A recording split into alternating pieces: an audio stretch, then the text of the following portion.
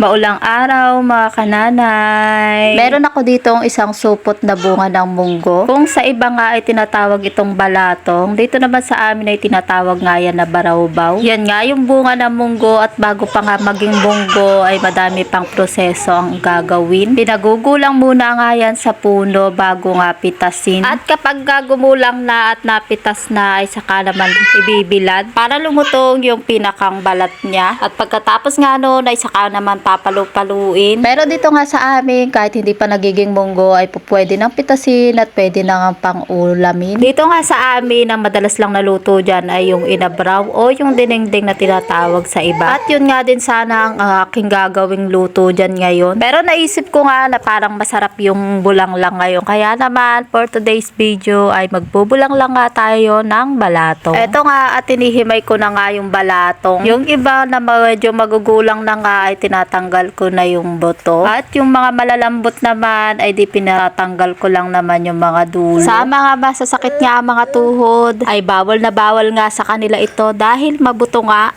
Paniguradong mananakit lalo ang kanilang mga tuhod kapag sila'y umulam. Minsan ay hindi rin talaga maiwasan na mapaulam nga ng ganito dahil nga sa ito lang ang madalas na libre sa amin o di kaya naman ay ito lang ang kayang bilhin ng pera. Lalo't hindi mo nga mababawalan yung mga mahihilig sa mga ganito. At pasensya na nga kayo sa ingay ng mga kambal at nagkakasundo nga sila ngayon kaya may mga naririnig kayong mga patili-tili pa sila at nagtatawa. Paminsan-minsan lang yan at pambihira kaya naman pagbigyan nyo na at pagpasensyahan. Hindi rin naman magtatagal yan dahil sigurado nga ako mamaya lang ay may iiyak na dyan. Nang makatapos nga ako maghimay ito at pinagsama-sama ko na nga dito sa kaserola. Wag na nga kayo magtaka kung may kamote dahil nga ipaabraw ko nga sana ito kanina kaya may kamote. Isa nga sa masarap na luto dyan na yung iaabraw mo tapos lalagyan mo nga siya ng konting asim na sampalok. Bale, naglagay na nga ako dyan ng mga pampalasang asin at saka nung chicken cube. Naglagay lang din ako ng kaunting seasoning. At pagtapos nga nun ay nilagyan ko naman ng tubig. Eto nga at hindi pa nagtatagal ay kumukulo na. Pero hahayaan lang muna natin para malutong mabuti. At nang maluto na nga mabuti yung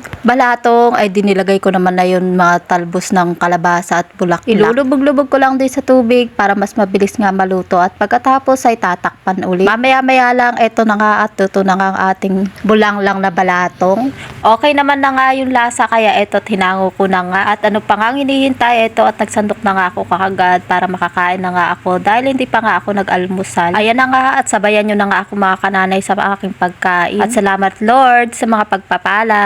Napakasarap naman din talaga nitong bulang lang na balatong. Napakasarap nga humigop ng sabaw lalo na nga ngayon sa panahon na tamang-tama nga na nag-uulan pa man din dito sa amin ngayon. Eto na nga at nagsasandok na nga ako ng aking kanin. Sabayan nyo na rin ako mga kananay. Alin na kayo at makisandok-sandok na nga kayo dito sa akin. Saluhan nyo na nga ako kahit ganito nga lang ang ulam may siguradong mapaparami pa rin ang ating mga kain dito. Kaya mga kananay, subukan nyo na nga rin itong bulang lang na balatong. Sigurado ulit-ulitin mo rin ang pagluluto nito dahil napakasarap at napakasustansya pa. Huwag lang masyadong ipaulam kay lolo at lola. Thank you Lord sa mga pagpapala.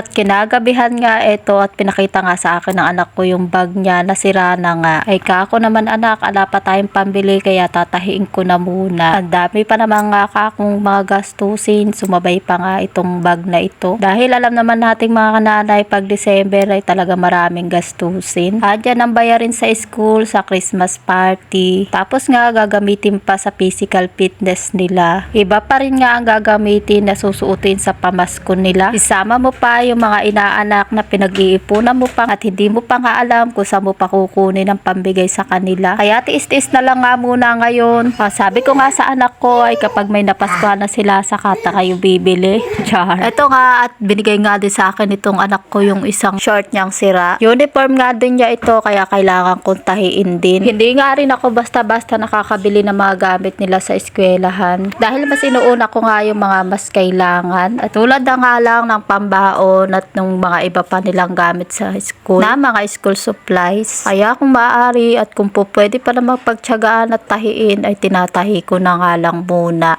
Kapag nakaluwag ay saka pa nga lang bibili. Buti na nga lang din at madali namang makaintindi itong mga anak ko at hindi sila mamimilit kahit na nga wala. Kaya salamat na lang din nga sa Lord dahil kahit na nga maliliit pa yung anak ko ay may binibigyan niya pa rin ng malawak na pag-iisip at pag-intindi itong mga anak ko. Kung sa ibang bata nga siguro yan ay ayaw na nga pumasok at baka nagwawala-wala pa kapag hindi nga nasunod ang kanilang mga gusto. Aminin man natin at sa hindi, may mga bata talaga na ganoon. Lalo na nga sa panahon na ito. Pero sa kabilang banda nga ay hindi rin naman natin masisisi yung mga magulang na nagbibigay lahat ng gusto ng mga anak dahil kayang-kaya naman din nga nilang ibigay at mahirap nga rin hindi ibigay kung kaya mo naman na talagang ibigay sa anak mo. Parang magulo pero hayaan nyo na nga. Basta yun na nga ang gusto kong ibig sabihin. Ayan, at lalo na nga gumulo. Bago pa nga kung ano-ano pa masabi ko rito ay balik na nga tayo dito sa aking pagtatahi. Ayan nga, at natapos ko na nga tahiin yung kanyang uniform. Kaya nga lang ay kulay berde nga yung aking panahi dahil wala nga kaming kulay brown. Ayan nga, at pwede na naman nga pakinabangan yung mga pinagtatahi ko. Ayos ko na naman nga itong mga kailangan kong ayusin para sa aking mga anak. Hindi nga masyadong maganda yung pagkakatahi pero pwede na nga yan kaysa naman sira at butas. Medyo hindi lang maayos yung pagkakatahi dahil gabi na nga nang tinahi ko yan. Tapos napakatigas pa nga nung pinakang gilid niya. Ang hirap tusukin ng karayom. At hanggang dito na lang muna mga kananay. Salamat sa inyong panonood at nawa ay pagpalain tayo ng ating Panginoon.